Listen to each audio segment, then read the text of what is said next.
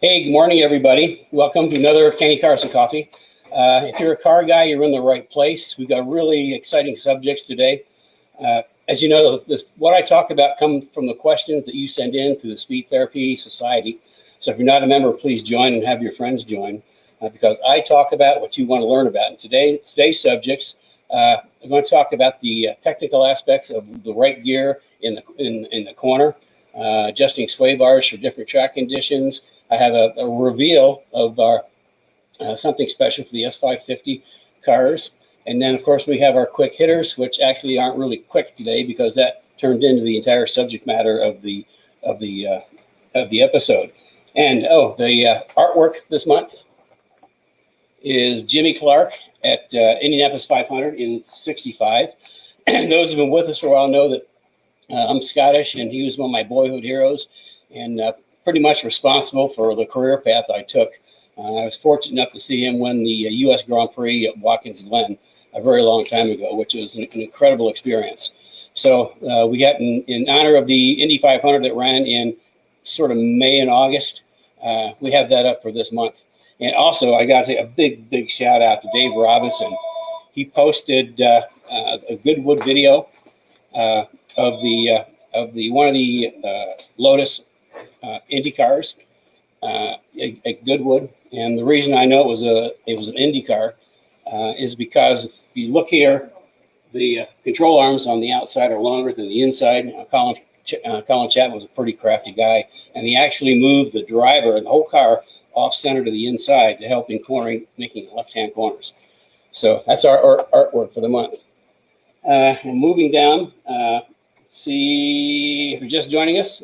This is Kenny Brown. This is Cars and Coffee, and I will share my extensive experience from professional motorsports and building great cars and answering the questions you send in through the Speed Therapy Society.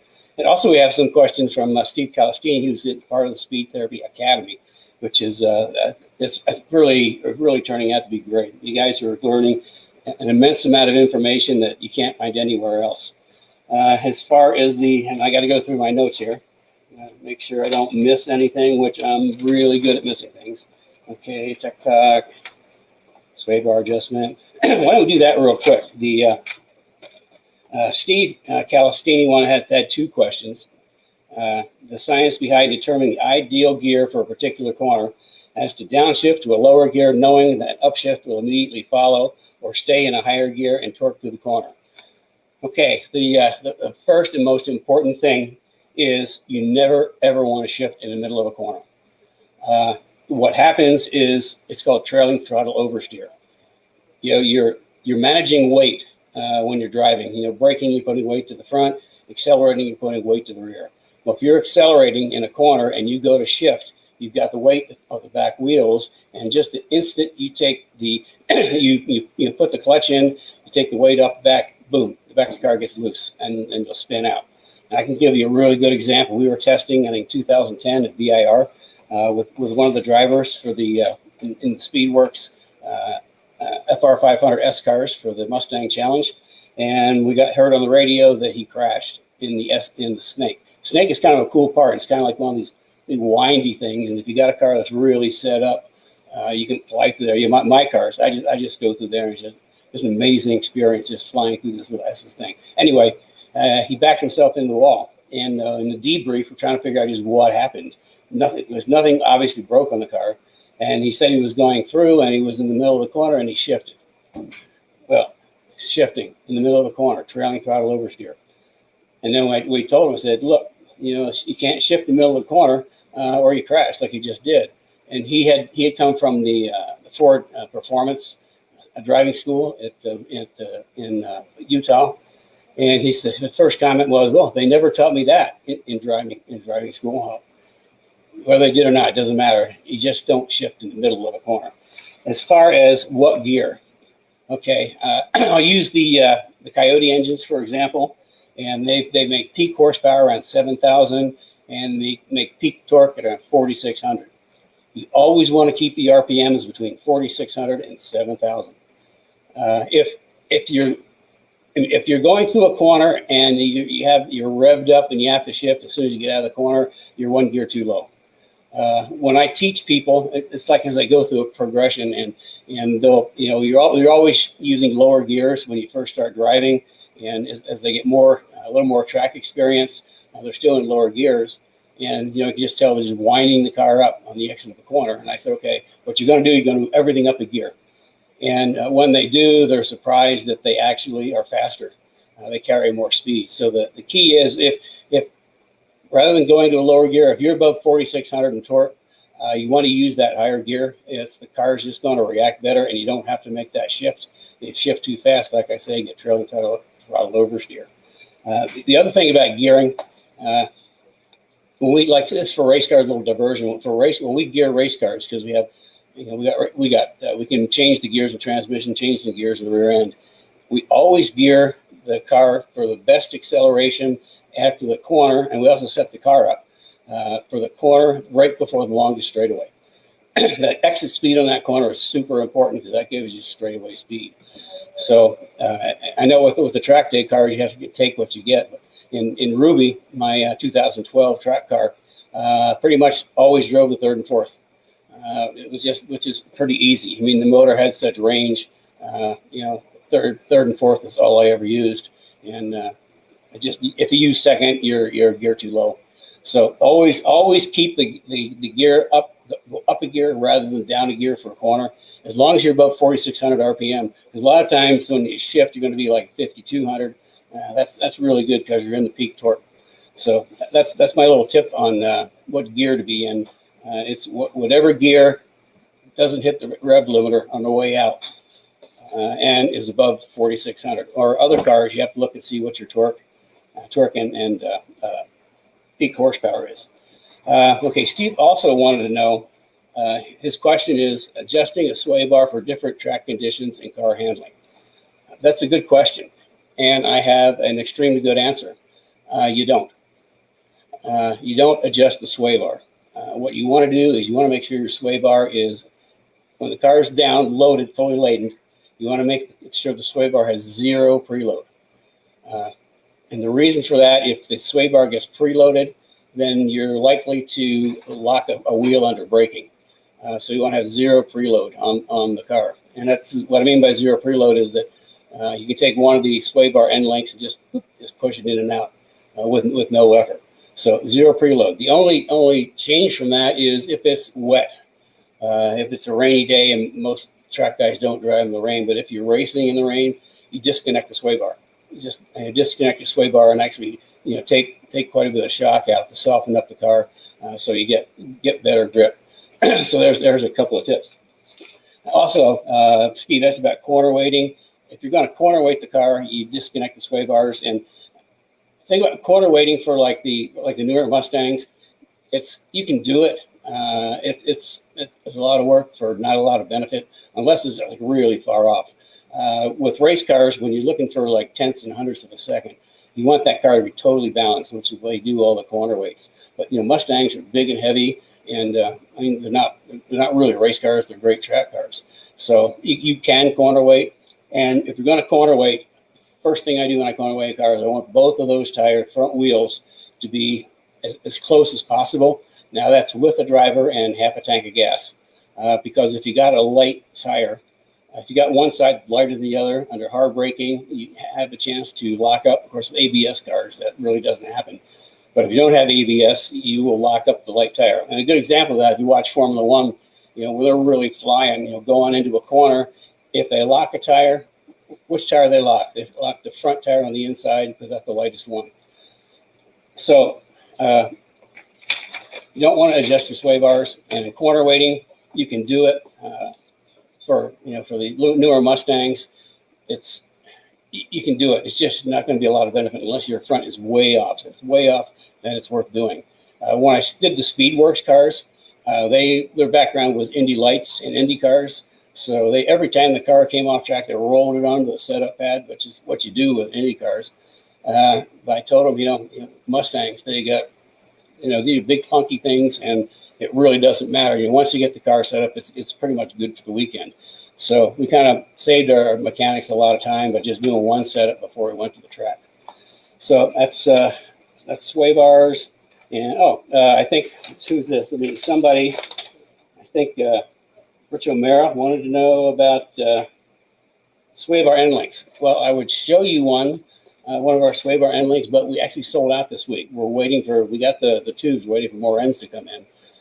We've got adjustable sway bar end links for the S197 and 550s, and we don't use like a rod, like a rod end like some people. We use actually an OE type end, so there's no noise and there's great longevity. You don't have to worry about it. It's a really nice setup. Like I said, we've done it for 550s and S197s. So we get some more ends in. I'll show them again. I showed them a couple of weeks ago, but I'll pull them out and show them again. Sway bar, different track conditions, turning right gear. Go back to my notes. Dave Robinson, thank you for the video. So yeah, I can't do that when I'm looking for things in my notes. Either that or Carrie comes up and tells me I did something wrong. Ideal gear, quick hitter. Oh, a reveal. We've kind of postponed doing the jacking rails for the 550 cars because we had to make time within our manufacturing system. But here's the deal. Cars and Coffee's on House and Coffee. Like for SN95, for Fox cars, S197s, there's a very flat surface at the pinch weld. It's really simple to get. We got a square tube, and then we just weld on there, and it works like a champ. Well, the problem with the 550 cars is if you go to do that same thing, the bar gets angled because where you would bolt front and rear is 5-degree incline versus parallel. Move this way a little bit because your hands out of the. Okay, yeah. Some hands out of the picture. So if you just put a bar up, it's going to be at an angle because of the 5-degree incline. And I think some people put a bar on their weld something on the end, but most of them are just like tube steel with either the wrong way or with something welded. So we come up with solutions. We don't sell parts. We offer you solutions, and this is our solution for the 550 jacking rail. It's not a tube. We actually are going to fabricate the jacking rails, and here's kind of a short sample. I didn't want to bring a whole great big long one up, but as you can see, there's a place for sockets, a place for the bolts. Now here's the cool part.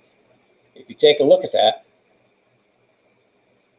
it's not a tube. It's fabricated. We're going to do a fabricated jacking rail, and we see we've got the 5-degree. Actually, we'll go like this.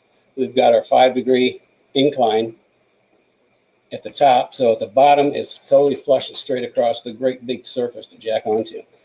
So I mean that's kind of cool. We like I say we had to wait. We had production time or R&D time to work on this, but now that we did, this will be coming out pretty soon. But I think it's pretty cool. I mean, it's a great solution to a little bit of a problem. And Carrie's coming up. I did something wrong. Oh no, I just thought, why if somebody's interested in, why don't they put their name or a private message us so we can get them on a wait list for it? Oh yeah, Carrie said if you're interested, send your name in and we'll get you on a wait list because we haven't got the whole things fabricated yet. I did some samples up. So if you're interested, get on a wait list. We don't have any pricing yet, but we should have. I think we should have that within a week or so. Yeah, the product will be out in about less than a month. Yeah, it'll be out in less than a month because we've got to go through the whole fabrication thing and then get them coated. But we always coat anything that goes under the car like this. I don't use powder coat like some people, and we definitely don't use spray can paint. We zinc plate everything, which zinc is a really good rust deterrent. So all of our chassis pieces, the double cross subframe connectors for the Fox SN95, jacking rails for Fox SN95 and S197, all those are zinc plated for longevity. Plus, they look pretty cool. So moving right along, let's see, we meet, okay, signs behind the gear, sway bar, show and tell, Green 550. Okay, let's move into the questions. Also, if you've got questions, send them in. If I got time at the end, I'll try to answer your questions. It doesn't matter what they're about, as long as it's about a car. I know a little bit about cars. So we did the corner weights.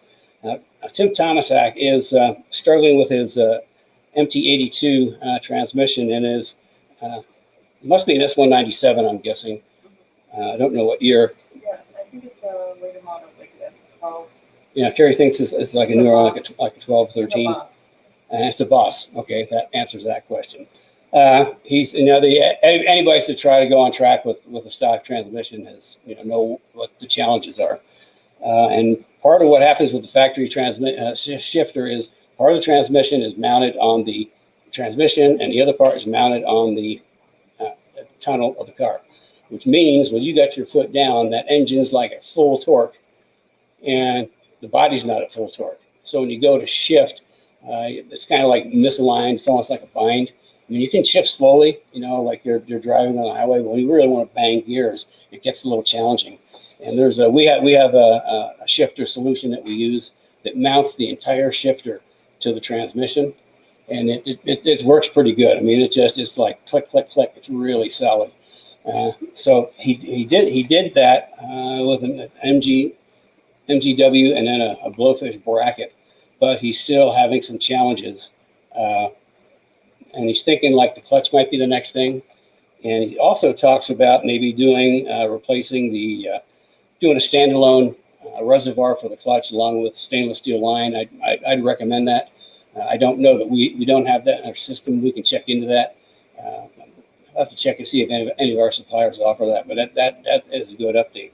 As far as a clutch, I mean, if you want a totally awesome clutch, we have it's a racing clutch, so to speak. It's something new from our clutch supplier. It's a two-piece racing clutch. It's lighter, and the pedal pressure is almost like that of a stock clutch.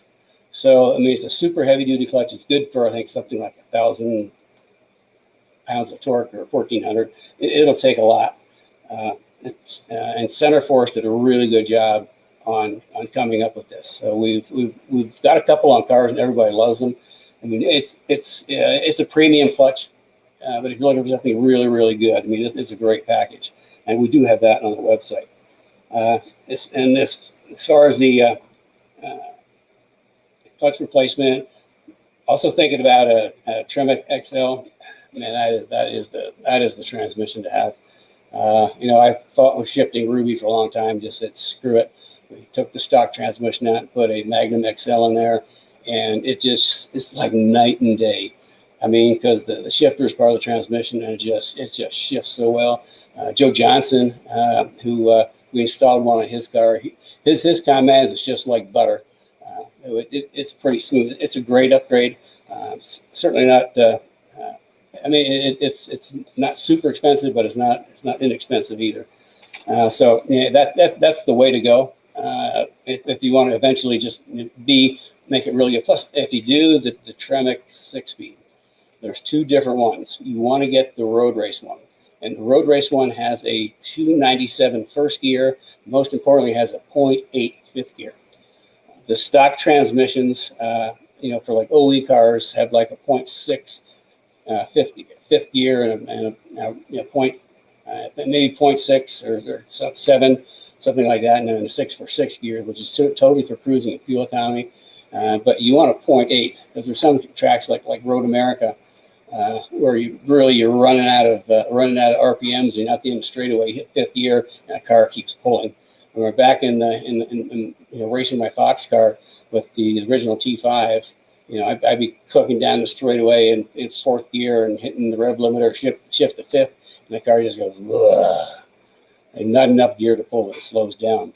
So, I mean, the Magnum XL is a great choice for Coyote cars.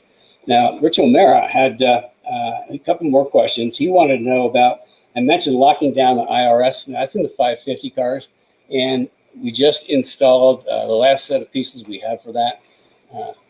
Maybe another week or so, I'll show them. But basically what I mean is there's the whole IRS carrier is mounted in rubber, soft rubber. And they do that for NVH, noise, vibration, harshness. They want that to be really isolated. But when they do that, the whole thing moves. I mean, if there's like pictures on the internet showing how much that whole rear end IRS moves around. which also is a contributor to wheel hop. What we do is we got a kit, and it's on our website. It's a series of little rings, aluminum rings, that actually sit inside the rubber bushings, and they turn a rubber bushing into more of a solid bushing, but we still retain the rubber, so there is some NBH, but we just keep the whole thing from moving around by kind of locking it down. That's when we're locking it down, and it's pretty slick. I mean, it's any 550 car should be doing that, because like that's a big source of wheel hop in the back. And then he also goes on, Rich also goes on, wondering about a transmission discussion, shifting like butter. Well, I told you about the shifting like butter. He said, I have a T56 6-speed out of a Cobra for my Fox body. I was wondering if he should consider a road race trans because of the weight and reliability instead. Well, the 6-speed, I'm not sure which one that is. You have to see what the gears are, because there's the number ones, the T56, and then there's like a whole series after that. But on the Fox body, he's wondering about weight for road racing. Well, I've got a pretty good solution for the Fox body. I'm actually helping. I'm consulting one of our customers in California. He's building an S197 NASA AIX car, and instead of using the Coyote like everybody else, we're putting in all aluminum 351 Windsor that's stroked out to 408, I think. With this fully tricked out dry sump, which will make a lot of power. And you look at that Windsor inside S197 engine bay, it's like, where's the engine? But by going to all aluminum, it's a smaller package. We're going to shift some weight from the front to the back of the car. Plus, it's going to make buckets of torque. It's going to make a lot of torque.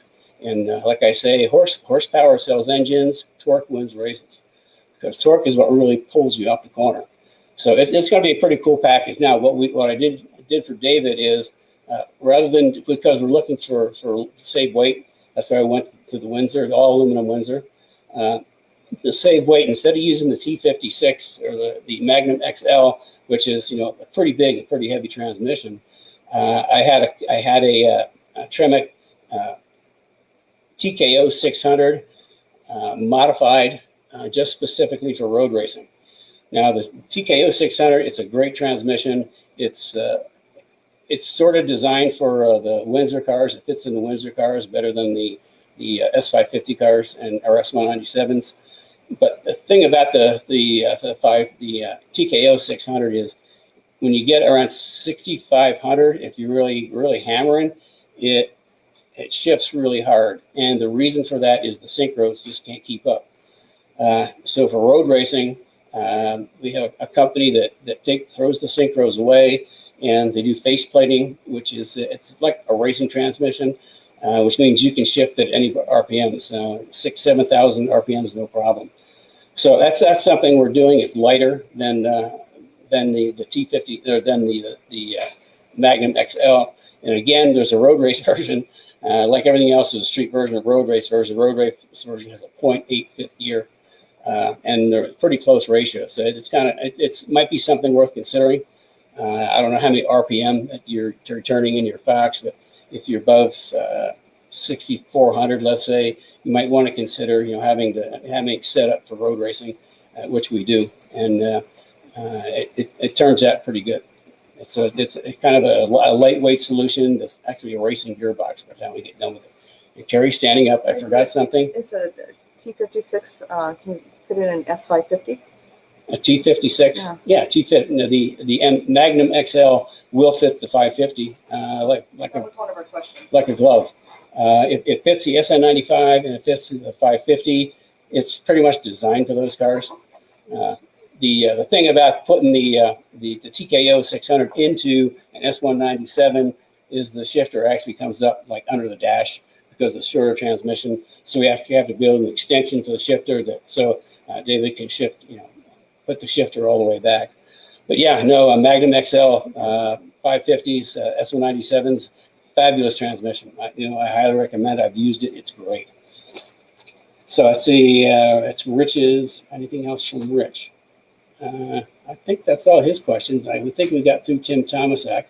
Do we have any more additional questions coming in? Not right now. Right now, that was the one.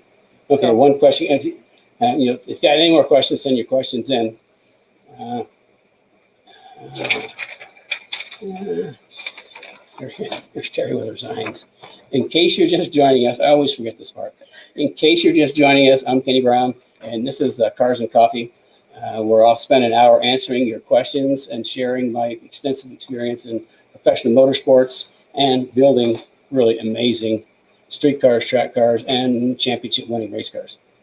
Thumbs up. Oh, thumbs up! Yeah, I can forget this part too. Give us some thumbs up. We're simulcasting on YouTube. So what do we do for YouTube people? What do they do? They subscribe and click the bell. YouTube people, subscribe and click the bell. You get notifications. To get notifications.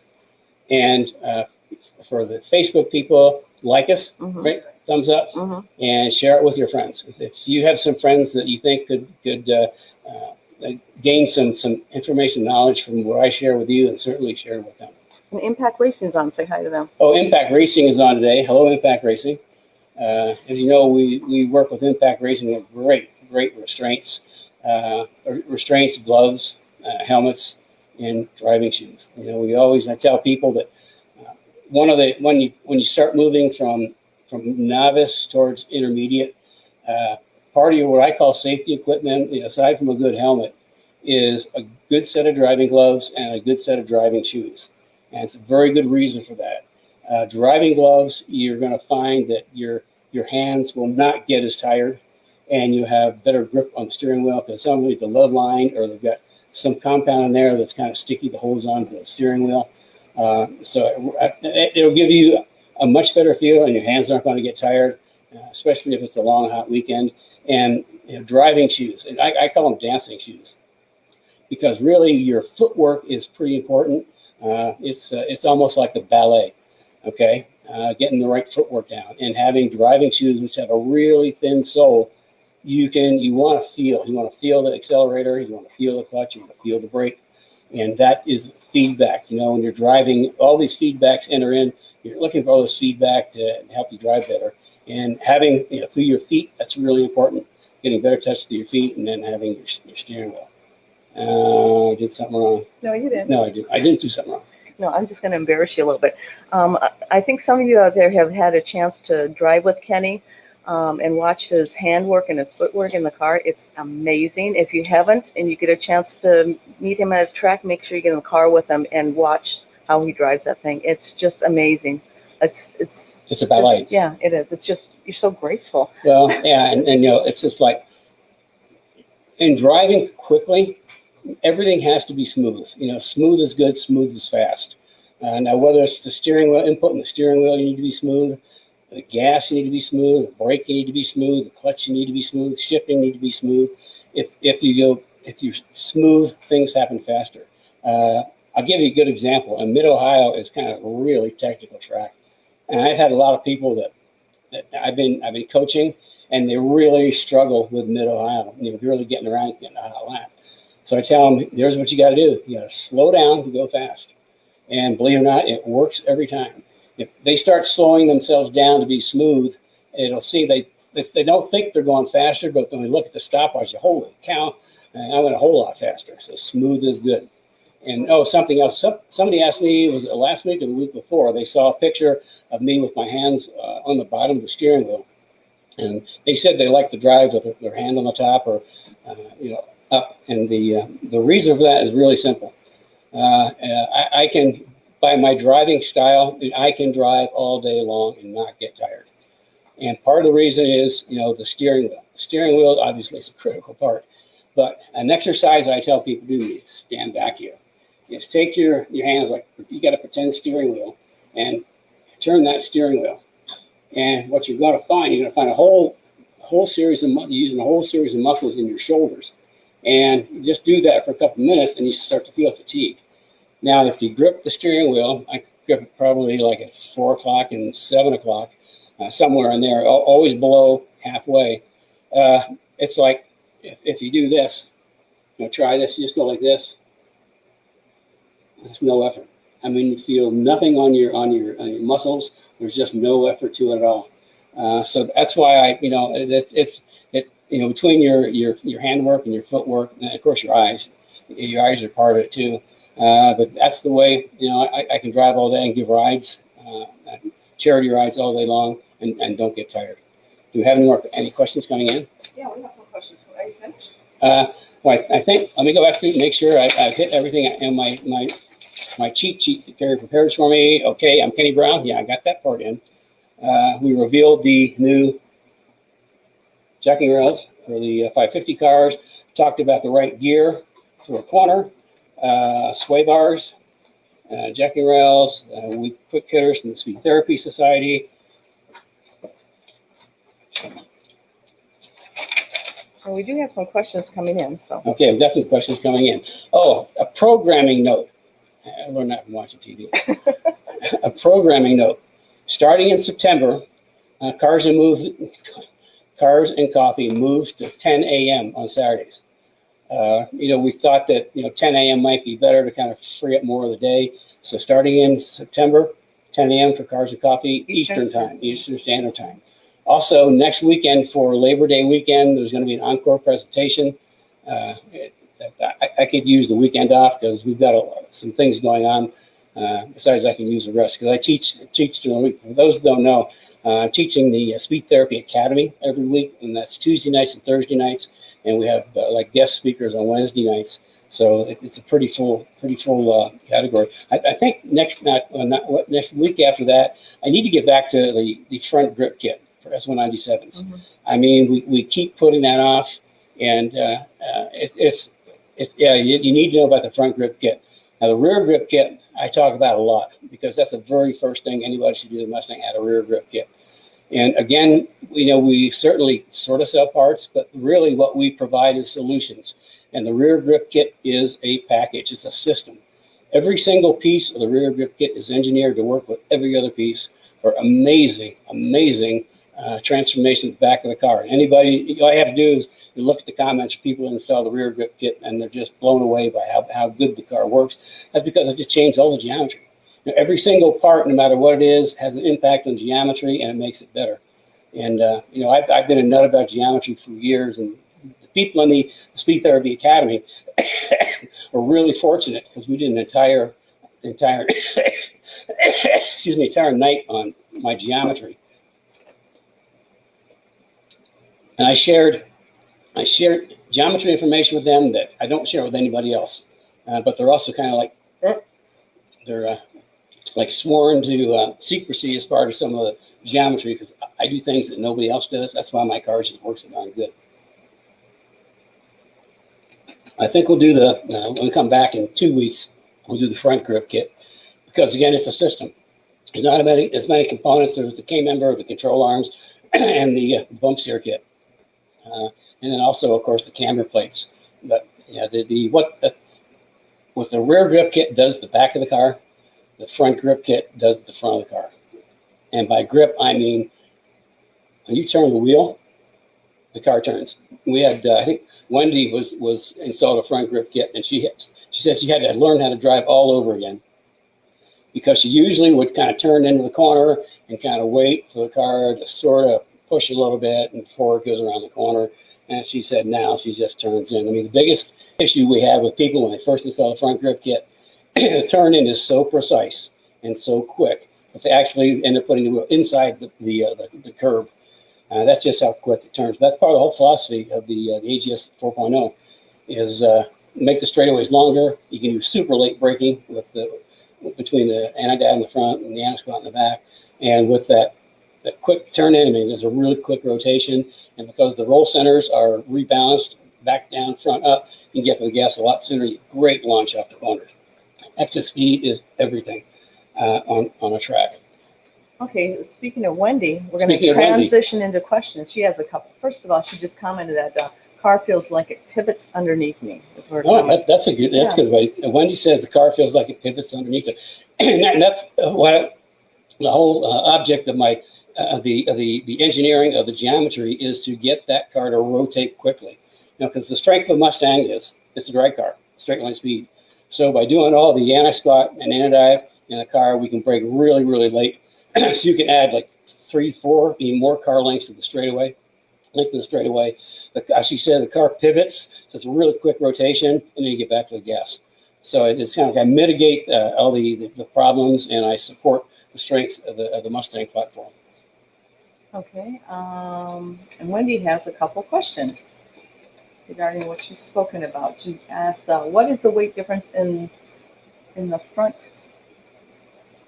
What is the weight difference from my trans from the TR3650 trans? And Brad did answer that, if you don't know it off the top of your head, the weight difference. Weight between her trans and the Magnum? Yeah, TR3650 trans. Oh, that's her trans, okay. Yeah, the Magnum, sorry. Okay, Brad answered up because I don't know that off the top of my head. So yeah, Brad answered it. So. Thanks, Brad. Okay. What was the weight difference between the trans you were discussing? That's the same thing, I think. I think she's asking the same thing there. Okay, here's another one regarding transmissions. Dave Robinson. Dave is from Niagara.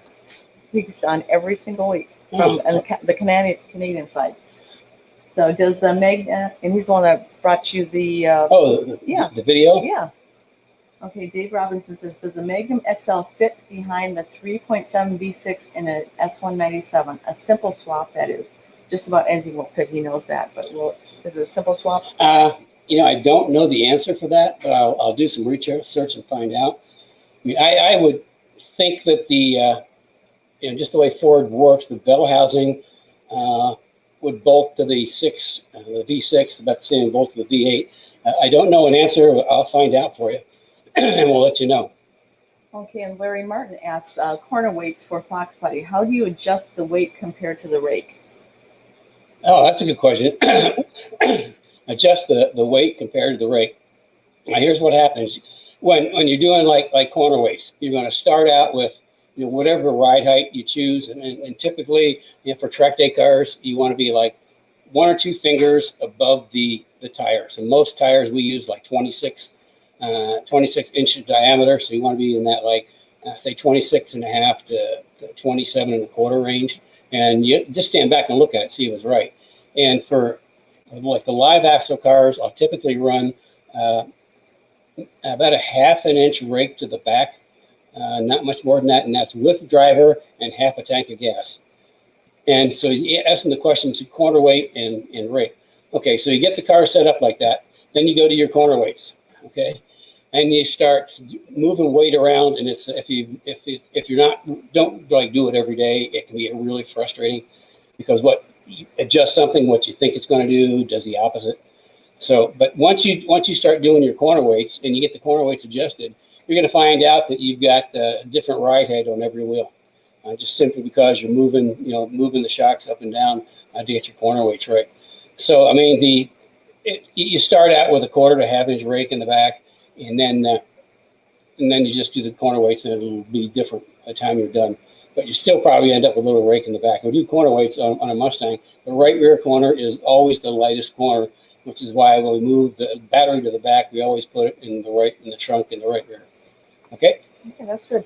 Also, Joe Johnson is asking who the guest speakers this Wednesday, but last week, who do we have? We had Ben O'Connor from Impact, who was also our mini masterclass. That was 2 weeks ago. Yeah, 2 weeks ago, which was excellent. And now who is coming this next week in the Academy? Speed Therapy Academy. Speed Therapy Academy. Yep. Our guest speaker on Wednesday is Doug Vandenbrink. Doug Vandenbrink. He's going to be his driver coaching. Doug is a cool guy. We've known him for years. We met him a long time ago when we helped him with some parts for his drift car. He's nicknamed Drifter Doug. That's how I remember who it is. Anyway, he's a really accomplished driver. He's driven sports cars, IMSA, Trans Am, NASCAR, and most importantly, his main job right now is he's the number 2 instructor at the Porsche driving experience at Barber, I think it is.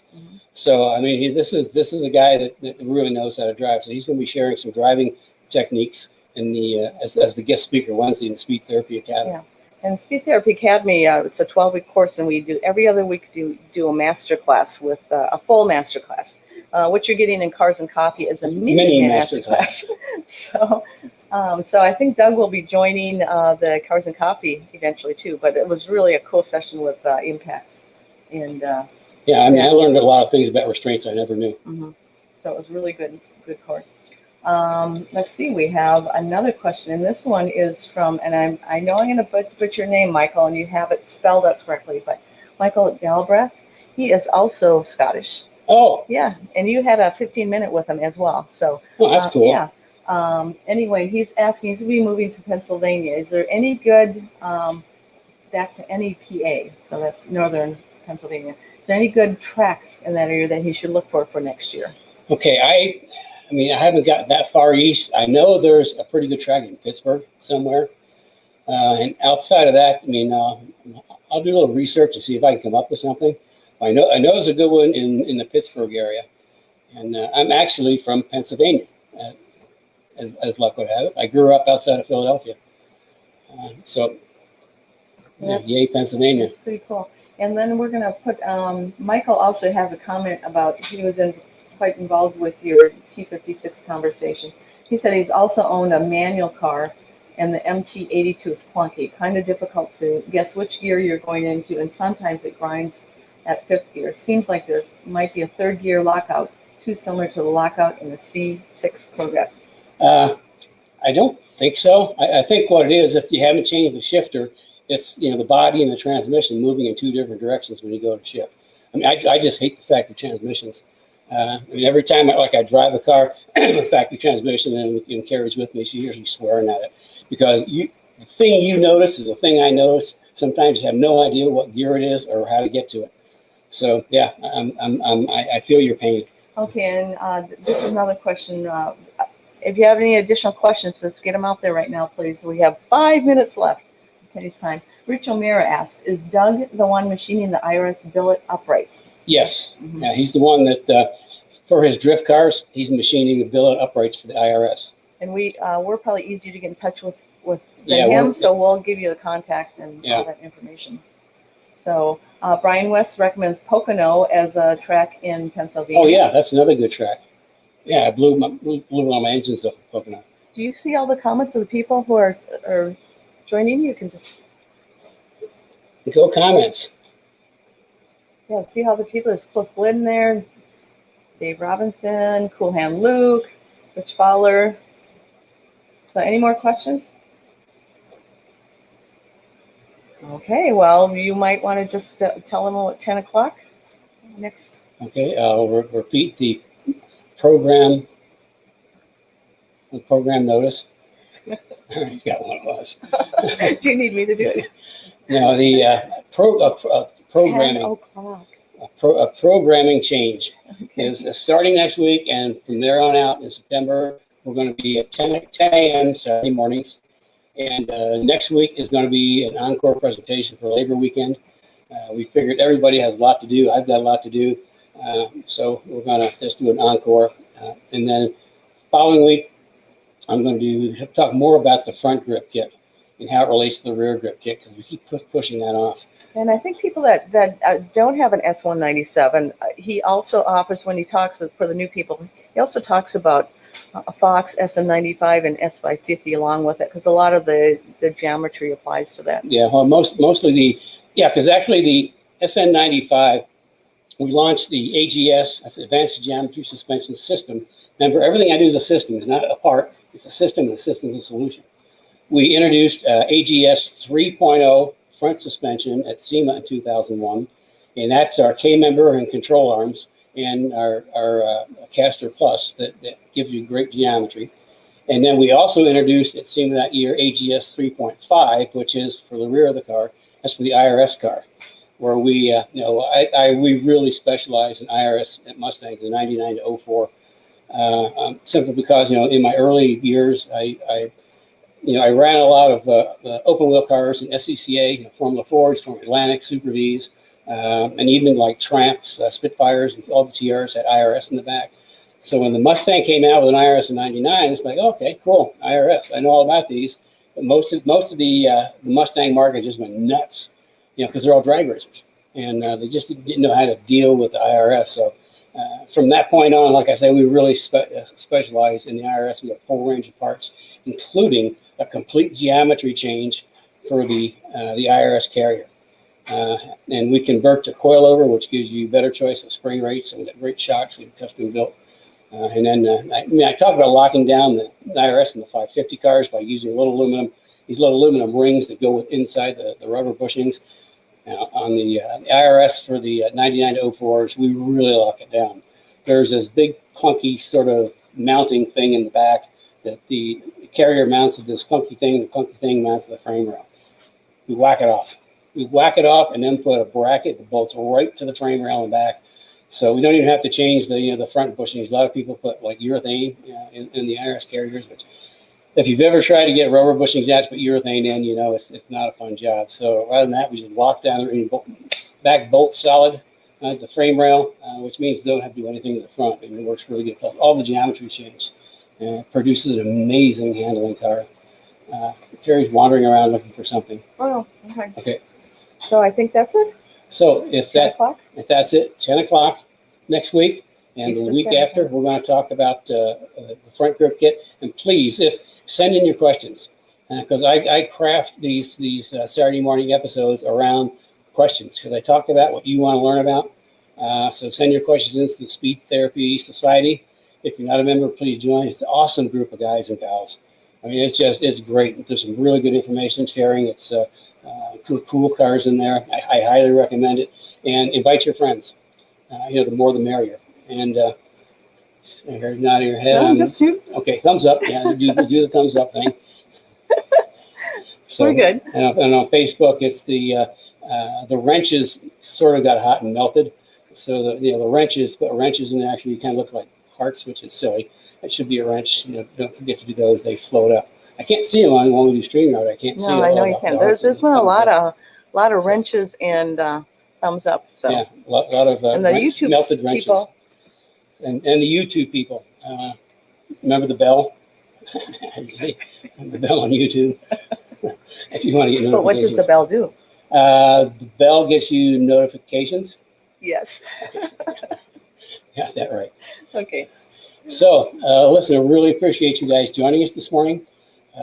Like I say, next week, 10 o'clock, and every week thereafter, encore presentation over Labor Day weekend, and we'll follow up the next week with front grip kit, how the front grip kit works, and, of course, questions. Send me any questions. I do best when I'm answering questions. So, with that, we really appreciate you guys being here. Sorry we're a little bit late this morning. We had some technical difficulties, and my mouse isn't working. I'll end the broadcast. Say goodbye. Carrie, gonna end Say the goodbye, broadcast. Goodbye, everybody. Thanks for coming. Really appreciate you guys showing up. I mean, I'm here for you.